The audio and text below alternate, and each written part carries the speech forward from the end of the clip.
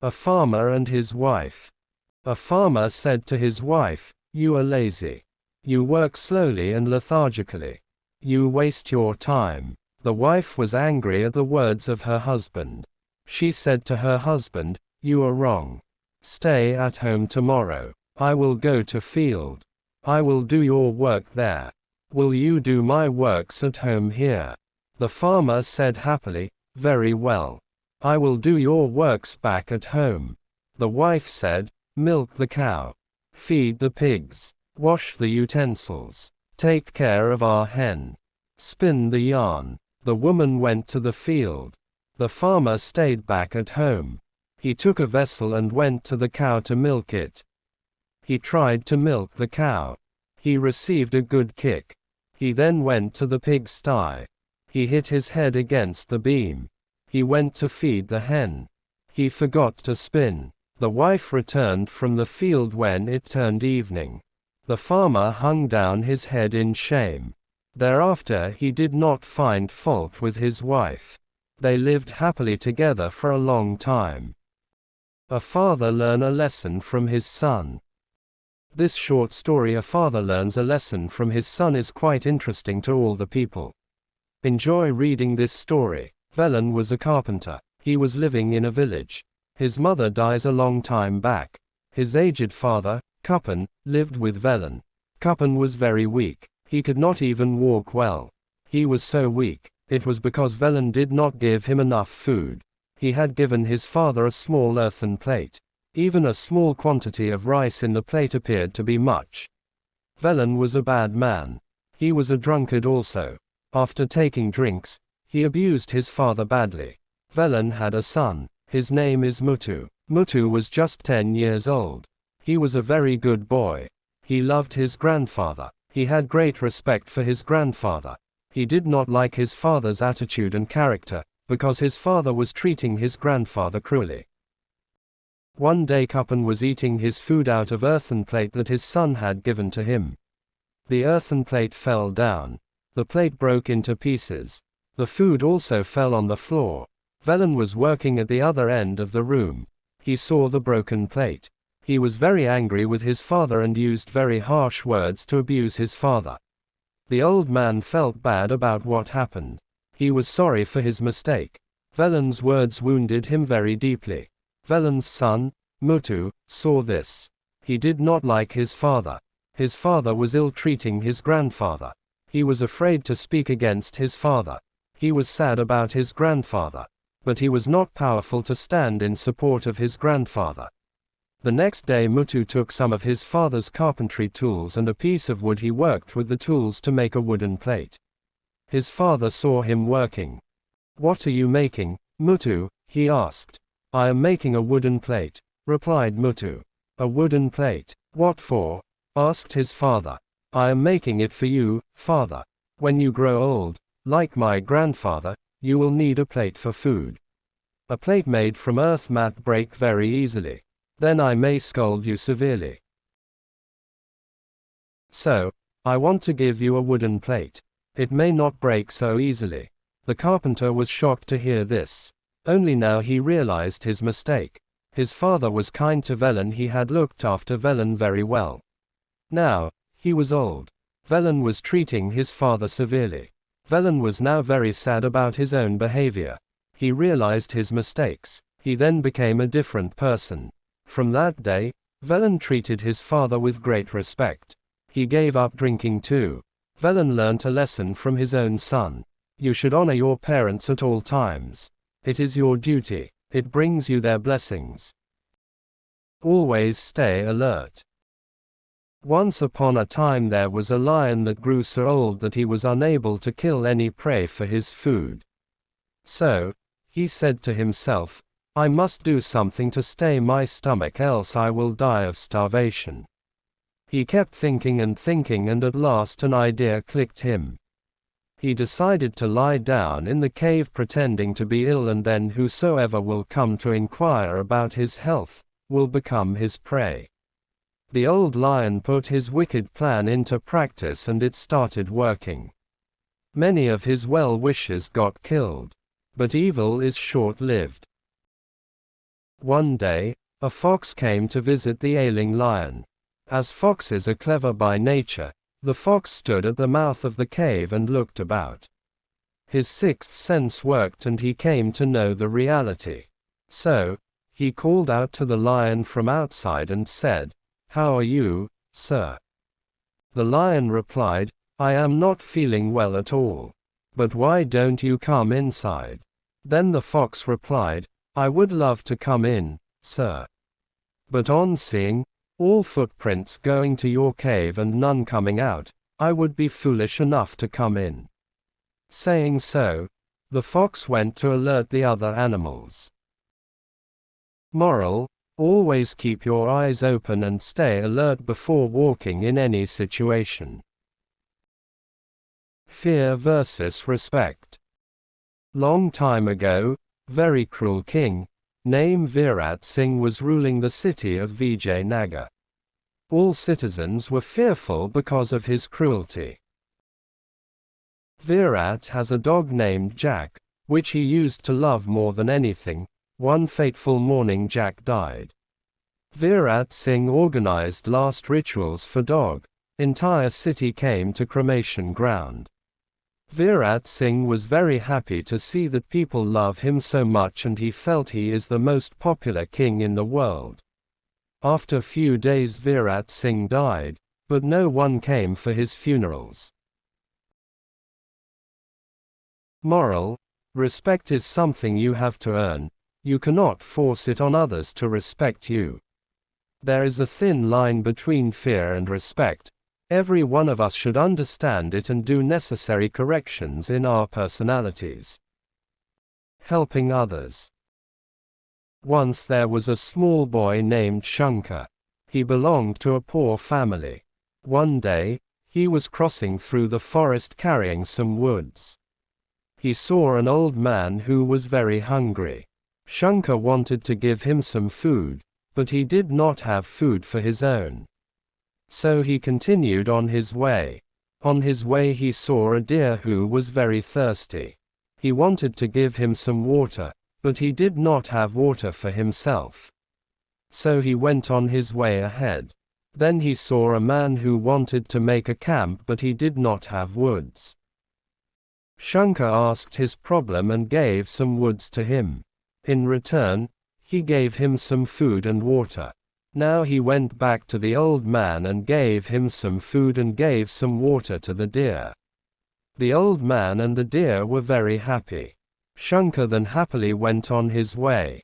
However, one day Shankar fell down the hill. He was in pain but he couldn't move and no one was there to help him. But the old man who he had helped before saw him. He quickly came and pulled him up the hill. He had many wounds on his legs. The deer whom Shankar had gave water saw his wounds and quickly went to forest and brought some herbs. After some time his wounds were covered. All were very happy that they were able to help each other. Moral: if you help others, then they will also help you. Unity is strength. Once upon a time, there was a flock of doves that flew in search of food led by their king. One day, they had flown a long distance and were very tired. The dove king encouraged them to fly a little further. The smallest dove picked up speed and found some rice scattered beneath a banyan tree. So all the doves landed and began to eat. Suddenly a net fell over them and they were all trapped. They saw a hunter approaching carrying a huge club. The doves desperately fluttered their wings trying to get out, but to no avail. The king had an idea. He advised all the doves to fly up together carrying the net with them. He said that there was strength in unity. Each dove picked up a portion of the net and together they flew off carrying the net with them. The hunter looked up in astonishment. He tried to follow them, but they were flying high over hills and valleys. They flew to a hill near a city of temples where there lived a mouse who could help them. He was a faithful friend of the Dove King. When the mouse heard the loud noise of their approach, he went into hiding. The Dove King gently called out to him and then the mouse was happy to see him. The Dove King explained that they had been caught in a trap and needed the mouse's help to gnaw at the net with his teeth and set them free. The mouse agreed, saying that he would set the king free first. The king insisted that he first free his subjects and the king last. The mouse understood the king's feelings and complied with his wishes. He began to cut the net, and one by one all the doves were freed, including the Dove King. They all thanked the mouse and flew away together, united in their strength. Moral: when you work together, you are stronger. Once upon a time, there lived a big mango tree. A little boy loved to come and play around it every day.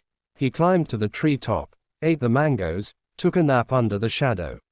He loved the tree and the tree loved to play with him. Time went by, the little boy grew, and he no longer played around the tree. One day, the boy came back to the tree with a sad look on his face. "Come and play with me," the tree asked the boy.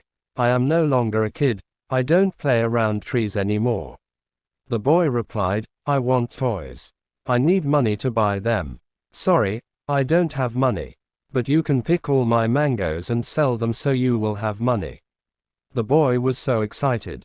He picked all the mangoes on the tree and left happily. The boy didn't come back. The tree was sad. One day, the boy grown into a man returned. The tree was so excited. "Come and play with me," the tree said. "I don't have time to play. I have to work for my family.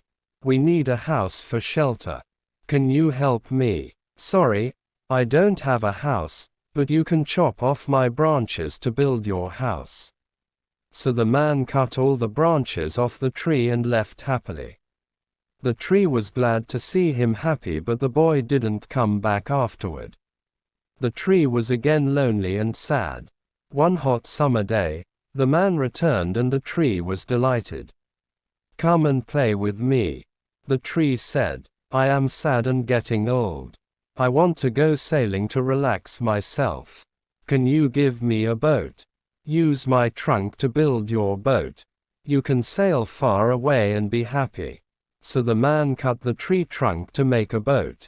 He went sailing and didn't come back for a long time. Finally, the man returned after he had been gone for so many years. "Sorry, my boy, but I don't have anything for you anymore. No more mangoes to give you," the tree said. "I don't have teeth to bite," the man replied. "No more trunk for you to climb on. I am too old for that now," the man said. "I really can't give you anything. The only thing left is my dying roots," the tree said with sadness. "I don't need much now, just a place to rest. I am tired after all these years," the man replied. "Good. Old tree roots are the best place to lean on and rest. Come sit down with me and rest." The boy sat down and the tree was glad and smiled. Moral: the tree in the story represents our parents. When we are young, we love to play with them. When we grow up, we leave them and only come back when we need help. Parents sacrifice their lives for us. Never forget their sacrifices. Give them love and care before it's too late. The power of silence. Joe was an old man, aged 75 years. He lived very happily, and formed a beautiful family. His children grew up, and moved to different cities in pursuit of good career and future. He lived in a small village carrying the memories of his deceased wife. Joe had 4 grandchildren and they used to visit him during their holidays. And it was the vacation time and Joe was eagerly waiting for the arrival of his grandchildren. He was preparing his home for the kids, cleaning the home, mowing the garden, rearranging the household items, buying the favorite foods, dresses for the children, etc. In the busy arrangements, he lost his favorite watch. Old watch. The watch was gifted by his dead wife, when their first child was born. Joe treasured the watch, and it became his sole companion after his wife's death. He forgot a watch missing, and was happy receiving the kids at home. It was only the next day when he was about to take bath. He remembered that the watch was missing. He saw the watch last when he was arranging things in the barn. He was shocked and very upset. His grandchildren asked him why he was so dull and asked him what troubled him. Joe said, "Dear children, I lost the most precious watch I have ever had and I ever got in my life. It was gifted by your grandma and I lost it while cleaning the home. I feel like I'm missing my heart." Joe was on tears and the children promised him that they would search the watch for him. One granddaughter asked, "Grandpa, do you remember when you saw the watch last before it was missing?" Joe told, "I guess when I was cleaning the barn." The children decided to search for the watch in the barn. The barn was full of waste materials, books, scraps, broken furniture, etc. The children searched for more than 2 hours, with help of Joe and a servant, but could not find it. Joe was completely shattered and asked the children to stop searching as they could not find anything. The kids were also too sad, and consoled the grandfather. One grandson again moved to the barn, and Joe asked why he was going there again. The little boy requested others not to follow him and remain silent. While the others were little surprised, they still followed what he said. The little boy went to the barn and sat there in silence. The other children reached him and asked him what he was doing, and the little boy asked them not to make noise. He sat there for about 15 minutes, and then rushed to his grandfather. Yes, he got the watch and happily gave it to Joe. He was surprised, and asked how he was able to find it. The little boy replied, "I sat there without making a noise, and the barn was so silent. After a few minutes, I heard the tick-tick sound and found the watch." Joe hugged him and thanked the little boy. This is the power of silence. If we stay calm, we can find the solution very easily.